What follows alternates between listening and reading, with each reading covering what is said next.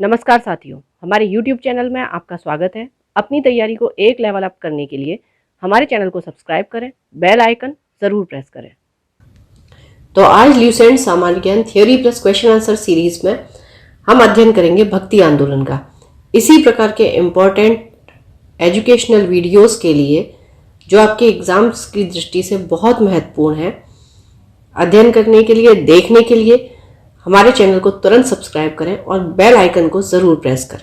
तो चलिए शुरू करते हैं। भक्ति आंदोलन। 6ठी शताब्दी में भक्ति आंदोलन की शुरुआत की अगर हम बात करेंगे तो ये तमिल क्षेत्र से हुई, जो आपका कर्नाटक तथा महाराष्ट्र में फैल गई। भक्ति आंदोलन का विकास 12 अलवार वैष्णव संतों और 63 नयनार शैव संतों ने किया। ठीक है, शैव, नयनार और वैष्णव अलवार जो थे वो जैनियों और बौद्धों द्वारा जो अपरिग्रह माना जाता था सिद्धांत।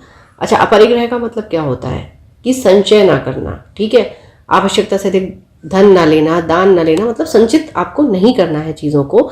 और इसको शैव और वैष्णव जो थे उन्होंने अस्वीकार कर दिया।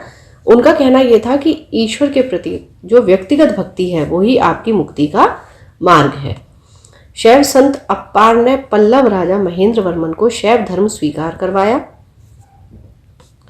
अच्छा, अब देखिए, जो भक्ति कवि होते थे, वो जो संत होते थे उनको संत कहा जाता था।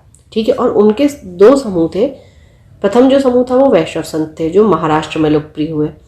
वे भगवान विठोबा की भक्ति करते थे और विठोबा पंथ के संत और उनके अनुयायी वरकरी या तीर्थयात्री पंथ कहलाते थे। वरकरी का मतलब होता है घूमने वाले।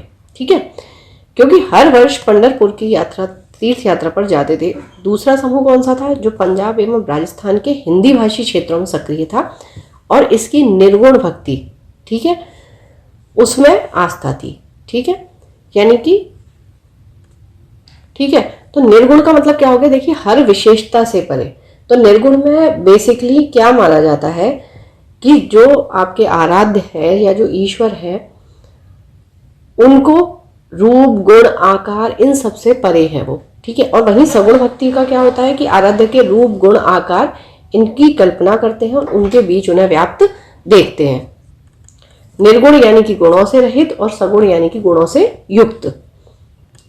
अब देखिए, भक्ति आंदोलन की अगर हम बात करेंगे तो दक्षिण भारत से उत्तर भारत में ये रामानंद द्वारा लाया गया। बंगाल में कृष्ण भक्ति की प्रारंभिक प्रतिपादकों में विद्यापति ठाकुर और चंडीदास थे। ठीक है, यानी कि बंगाल में किसने प्रतिपादित किया भक्ति को? विद्यापति ने और चंडीदास ने। रामानंद की शिक्षा से 2 संप्रदायों का प्रादुर्भाव हुआ। सगुण जो पुनर्जन्म में विश्वास रखता है और निर्गुण जो भगवान के निराकार रूप को पूजता है। सगुण संप्रदाय के सबसे प्रसिद्ध व्याख्याताओं की अगर हम बात करेंगे तो इसमें आपके कौन से हो गए? तुलसीदास हो गए, नाभादास हो गए, ये राम भक्त थे। निम्बार्क, वल्लभाचार्य, चैतन्य, सूरदास, मीराबाई, ये कृष्ण भक्त हो गए। ठीक है, तो ये सारे आपके सगुण उपासक हैं। निर्गुण संप्रदाय के सबसे प्रसिद्ध प्रतिनिधि कौन कौन से हो गए? आपके कबीर हो गए, जिन्हें भावी उत्तर भारतीय पंथों का आध्यात्मिक गुरु माना जाता है। शंकराचार्य के अद्वैत दर्शन के विरोध में दक्षिण में वैष्णव संतों द्वारा 4 मतों की स्थापना की गई और ये बहुत पूछा जाता है आपसे। तो आपका श्री संप्रदाय हो गया, रामानुजाचार्य, विशिष्टाद्वैतवाद। ठीक है, द्वैत का मतलब देखिए क्या होता है? द्वैत का मतलब है 2, जो परब्रह्म और आत्मा दोनों में विश्वास रखते हैं वो हो गए द्वैत। और अद्वैत क्या हो गया? जो एक ही में विश्वास रखे।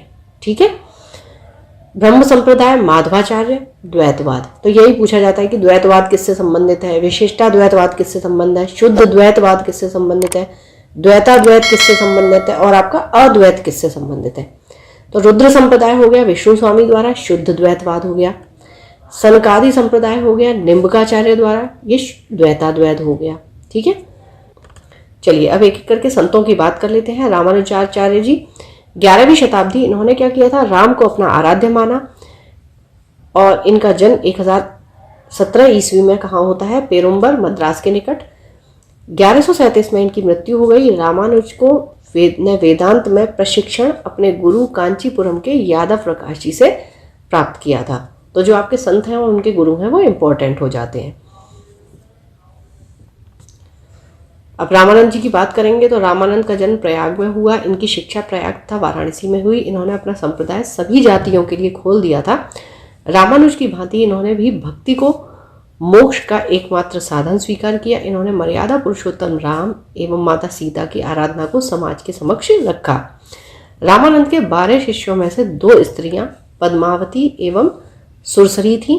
इनके प्रमुख शिष्य कौन कौन से देखिए, रैदास जी, कबीर ये जुलाहा थे, धन्ना जाट था, सेना नाई था, पीपा राजपूत था और सधना कसाई था।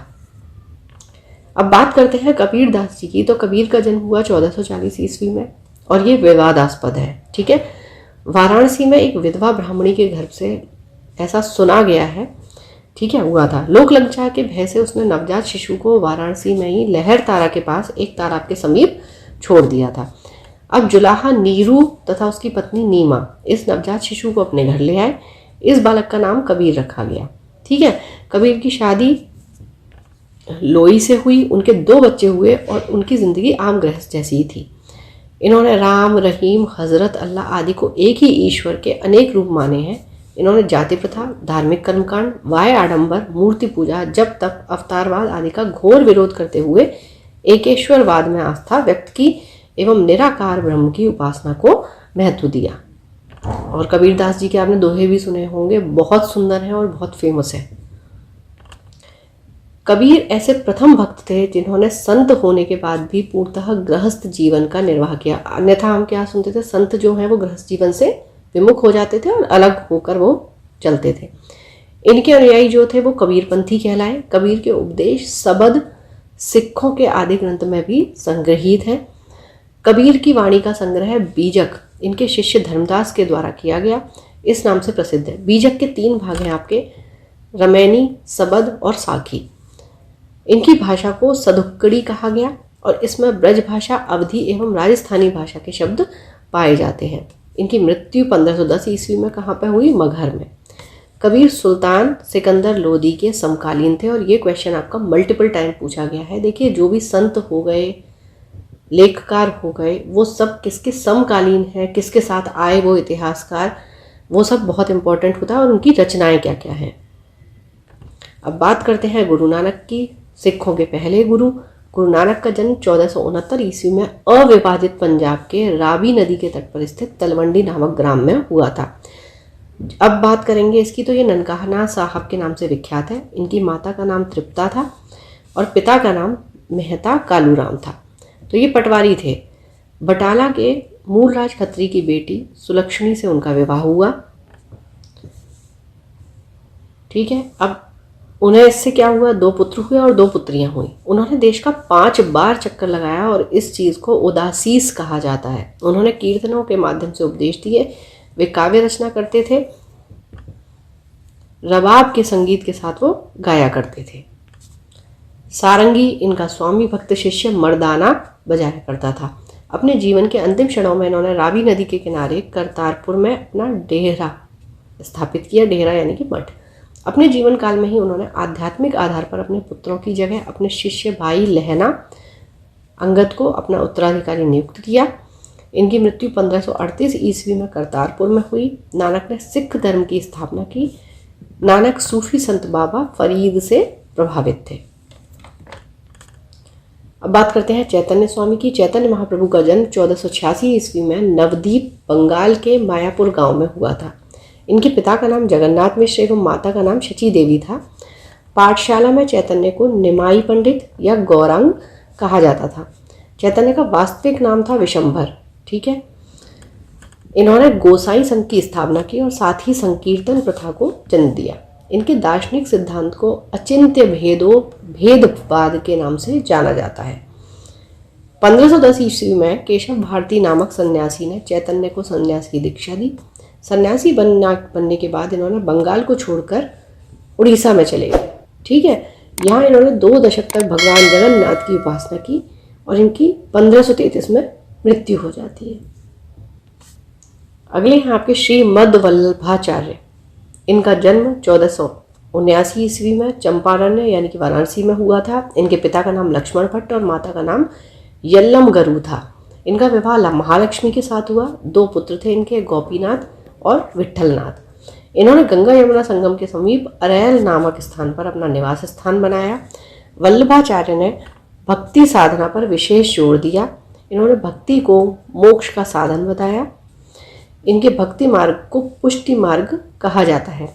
सूरदास वल्लभाचार्य जी के ही शिष्य थे। विट्ठलनाथ को अकबर ने गोकुल और जैतपुरा की जागीर प्रदान की थी, ठीक है, जो वल्लभाचार्य जी के पुत्र थे।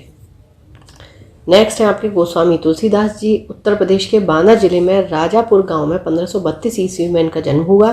इन्होंने रामचरितमानस की रचना की। 1623 ईस्वी में इनकी मृत्यु हो जाती है।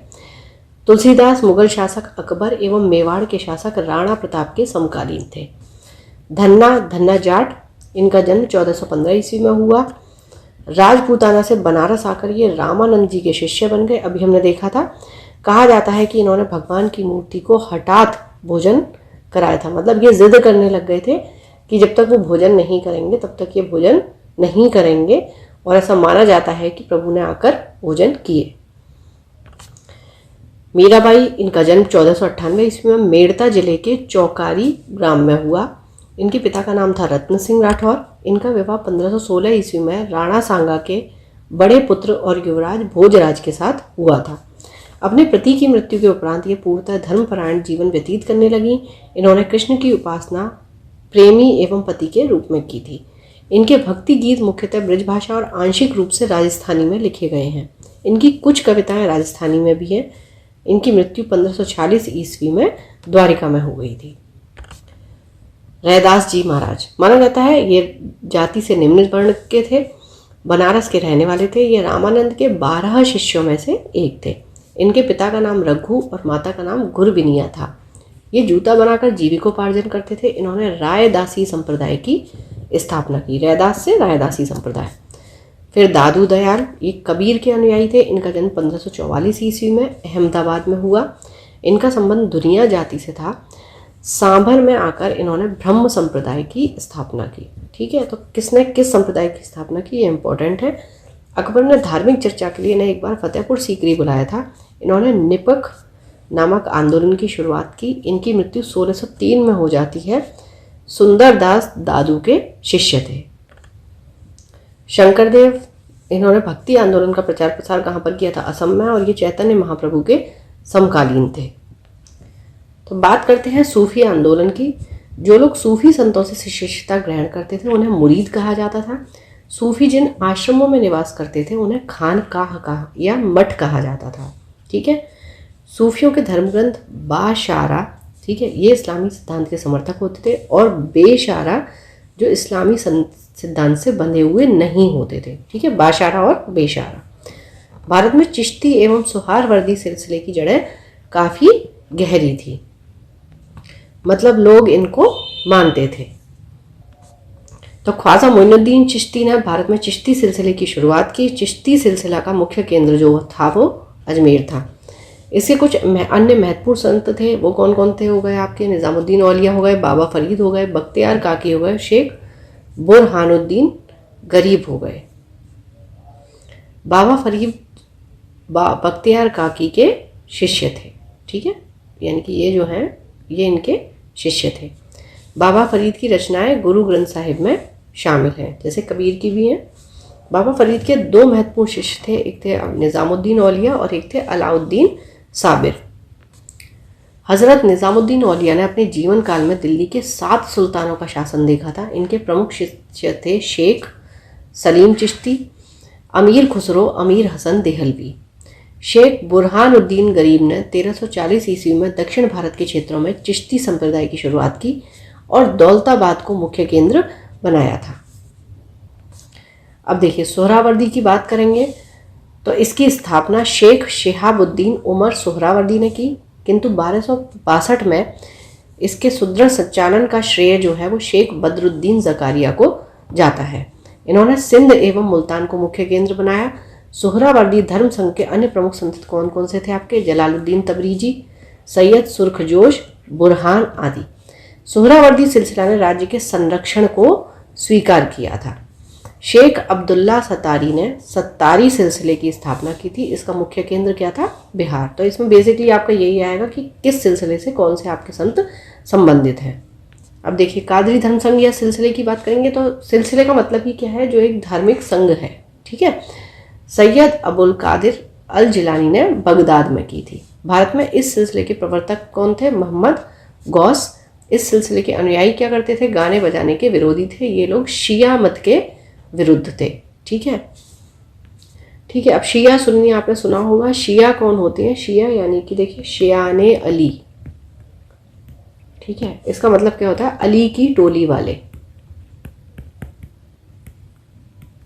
ठीक। जो हजरत मोहम्मद साहब थे उनकी मृत्यु के बाद क्या होता है कि जिन्होंने अपनी मोहम्मद साहब की वसीयत के मुताबिक अपनी भावना से क्या मान लिया कि हजरत अली जो है वो उनके धर्मगुरु हो गए, इसीलिए उन्हें शियाने अली यानी कि अली की टोली वाले कहा जाता है, जिसको हम शिया के नाम से जानते हैं।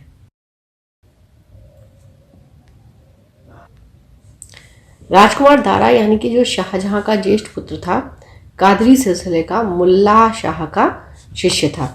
नक्शबंदी धर्मसंघ या सिलसिले की स्थापना की बात करें तो ख्वाजा उबैदुल्लाह ने की थी। भारत में सिलसिले की स्थापना ख्वाजा बकी बिल्लाल ने की थी। भारत में इसके व्यापक प्रचार की अगर बात करेंगे तो श्रेय बकी बिल्लाह के शिष्य अकबर के समकालीन शेख अहमद सरहिंदी को जाता है। ठीक है। फिरदौसी सोहरावर्दी सिलसिले की ही एक शाखा थी, जिसका कार्यक्षेत्र जो था वो बिहार था। इस सिलसिले को शेख शरीफुद्दीन याहया इन्होंने लोकप्रिय बनाया, और ये जो याहया थे ये ख्वाजा निजामुद्दीन के शिष्य थे। तो यहाँ आपके सूफी आंदोलन, भक्ति आंदोलन जो है उसका थ्योरी सेक्शन जो वो समाप्त होता है। अब हम क्वेश्चन आंसर्स पे जाएंगे। चलिए, तो ये देखिए यहाँ पे आपके आचार्य हैं और उनकी मत विचारधारा या वाद। रामानुजाचार्य विशिष्टाद्वैतवाद, निम्बकाचार्य द्वैताद्वैत या भेदाभेदवाद, मध्वाचार्य यानी कि माधवाचार्य द्वैतवाद, और विष्णु स्वामी आपके शुद्धाद्वैतवाद। ठीक है। तो आपका 1 2 3 4 ये हो जाएगा। भक्ति आंदोलन के प्रारंभिक प्रतिपादक कौन थे? आपके रामानुजाचार्य। पंजाब में भक्ति आंदोलन के अग्रदूत नानक जी। भक्ति आंदोलन को दक्षिण भारत से लाकर उत्तर भारत तक प्रचारित करने वाले रामानंद। महाराष्ट्र में भक्ति संप्रदाय में निम्नलिखित में से किसकी शाखा शिक्षाओं द्वारा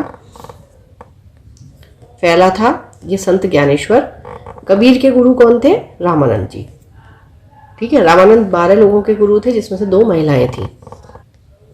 संत कबीर का जन्म कहाँ हुआ था? तो देखिए इनका जन्म वाराणसी में हुआ था, मगहर में इनकी मृत्यु हुई थी। निम्नलिखित में से कौन सा या से वाक्य दक्षिण भारत के भक्ति आंदोलन के संदर्भ में सत्य है? ठीक है। इसका नेतृत्व कई लोकप्रिय संतों द्वारा किया गया था। बिल्कुल ठीक है। इसके समर्थक संस्कृत में बोलते एवं लिखते थे, ये गलत हो जाता है। इसने जाति व्यवस्था का विरोध किया था। हाँ बिल्कुल ठीक है।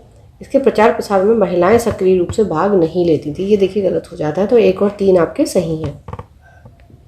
चैतन्य महाप्रभु किस संप्रदाय से थे जुड़े हुए थे? गौड़ीय संप्रदाय। पुष्टि मार्ग के दर्शन की स्थापना किसने की थी? वल्लभाचार्य जी ने। किस संत ने ईश्वर को अपने पास अनुभव करने के लिए नृत्य एवं गीतों को माध्यम बनाया? ये थे चैतन्य महाप्रभु। अद्वैतवाद के सिद्धांत के प्रतिपादक कौन थे? शंकराचार्य जी। ठीक है। चारों दिशाओं में उन्होंने 4 मठों की स्थापना भी की थी। निम्न संतों का कालानुक्रम व्यवस्थित करें। ठीक है। तो देखिए सबसे पहले कबीरदास जी आते हैं, फिर नानक आते हैं, आपके चैतन्य महाप्रभु, और सबसे आखिर में तुलसीदास जी। गीत गोविंद के रचयिता हैं आपके जयदेव। भक्ति आंदोलन के दौरान असम में किसने इस आंदोलन का प्रतिनिधित्व किया था? शंकर देव ने। गुरु नानक का धर्म उपदेश है मानव बंधुत्व का। ठीक है। अब देखिए शंकराचार्य जी द्वारा स्थापित जो मठ हैं वो आपके कहाँ कहाँ पर है?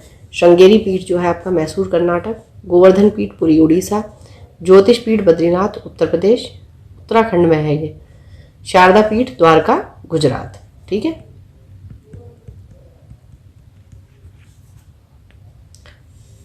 चलिए संत और उनके कार्यक्षेत्र की बात करेंगे तो वल्लभाचार्य जी उत्तर प्रदेश राजस्थान, चैतन्य महाप्रभु बंगाल, मीराबाई राजस्थान, नामदेव महाराष्ट्र।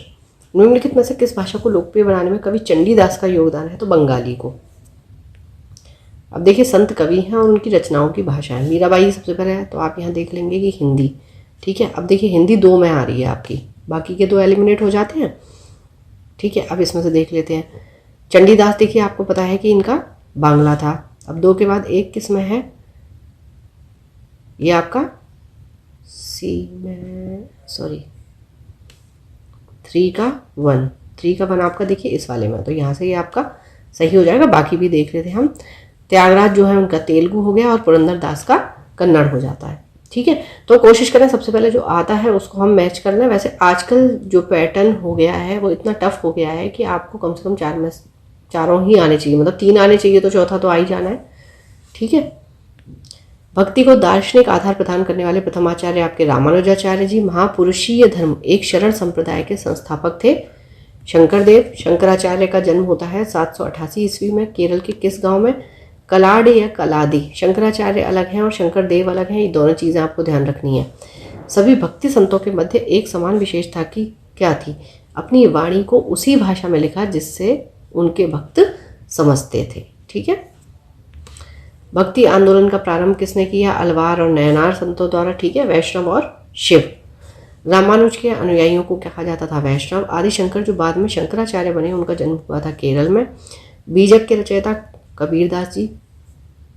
ठीक है, जिसको 3 भाग है, साखी रमैनी सबद।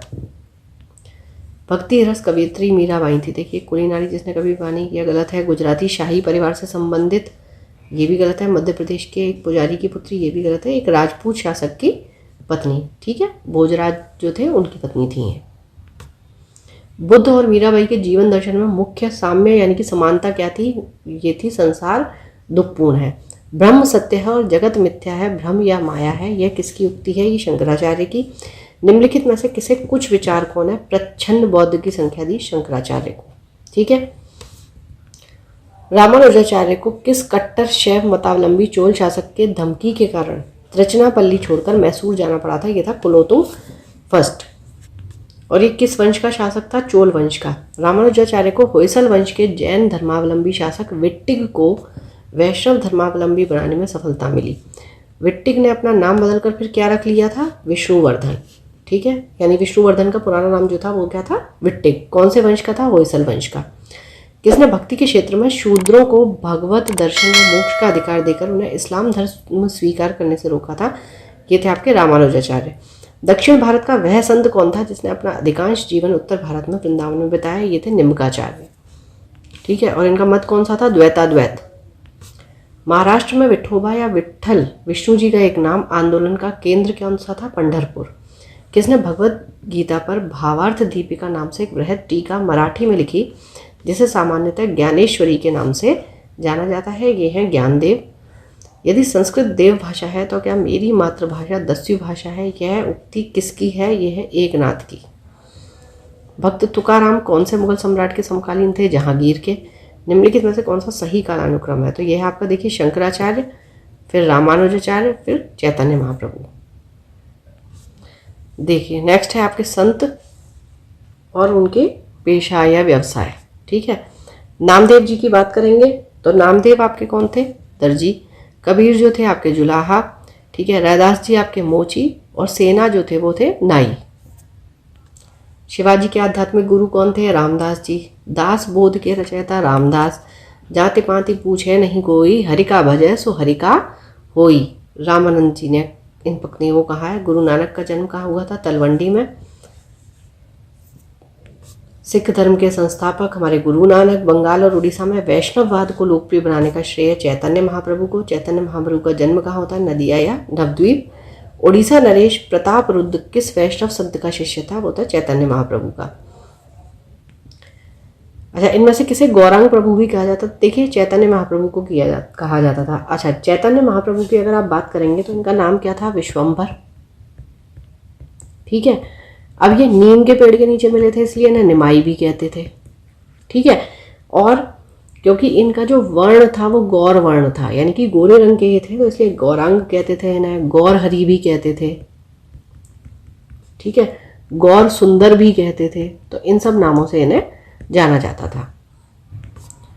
चलिए, पदावली देखिए, विद्यापति हो गई, रामचरितमानस तुलसीदास हो गए, सूरसागर सूरदास, और बीजक जो हो गई आपकी कबीरदास की। आलसियों का मूल मंत्र की अजगर करे न चाकरी, पंछी करे न काम। देखिए पूरा अगर आपको आता है तो दास मलूका कह गए कि सबके दाता राम, तो ये मलूक दास जी। महात्मा गांधी के प्रिय वचन, ये वैष्णव जन तो तेने कहिए, मतलब वैष्णव जन उनको कहा जाता है जो पीर पराई जाने रे, ठीक है, जो दूसरों की पीर को समझते हैं। किस उसके रचयिता कौन है आपके? नरसिंह या नरसिंह मेहता। नरसिंह मेहता के प्रसिद्ध संत, कहाँ के प्रसिद्ध संत थे? ये गुजरात के। मुगल शासक मोहम्मद शाह रंगीला किस संप्रदाय का अनुयायी था? ये शिव नारायण। असम का चैतन्य किसे कहते हैं? शंकर देव को। निम्नलिखित में से कौन भक्ति आंदोलन का प्रस्तावक नहीं था? तो ये नागार्जुन, ठीक है। अब नागार्जुन कौन था हम पढ़ चुके हैं, ये आप मुझे कमेंट बॉक्स में बताएंगे। चलिए अब सूफी संतों की बात कर लेते हैं। सूफी शब्द की उत्पत्ति के संबंध में सर्वाधिक मान्यता प्राप्त मत क्या है कि सूफ जो है वो ऊन शब्द से हुई है, क्योंकि सूफी ऊनी कंबल या लबादा ओढ़ते थे। सूफियों के बारे में क्या असत्य है? ठीक है, इनकी विचारधारा कट्टरपंथी होती थी, ये असत्य है। इन्हें उलेमा को चुनौती देते हुए इनके महत्व को नकारा, सही है। इनका विश्वास था कि ईश्वर की प्राप्ति प्रेम और संगीत से की जा सकती है, बिल्कुल सही है। सूफी लोग गुरु को अधिक महत्व देते थे, बिल्कुल सही है, ठीक है, ये गलत है। निम्न में से किसे हिंदी खड़ी बोली का जनक कहा जाता है? ये अमीर खुसरो को कहा जाता है। और भी अमीर खुसरो के बारे में हमने चीज़ें कल पढ़ी थी, वो आप मुझे लास्ट वीडियो में जो पढ़ी थी वो आप मुझे कमेंट बॉक्स में बताएंगे। किस सूफी ने खुद को अनलहक यानी कि मैं ईश्वर हूँ, अद्वैत मत के अहम ब्रह्मास्मि में मैं ब्रह्मा हूँ के समान घोषित किया, जिस कारण उसे फांसी पर लटका दिया गया था? ये था मंसूर अल हज्जाज, ठीक है। वह सूफी संत कौन था जो यह मानता था कि भक्ति संगीत ईश्वर के निकट पहुंचने का मार्ग है? ये था मोइनुद्दीन चिश्ती। भारत में चिश्ती सिलसिले को किसने स्थापित किया? शेख मोइनुद्दीन चिश्ती ने। सूफी सिलसिला जो था मूलतः संबंधित था इस्लाम से, इस्लाम से।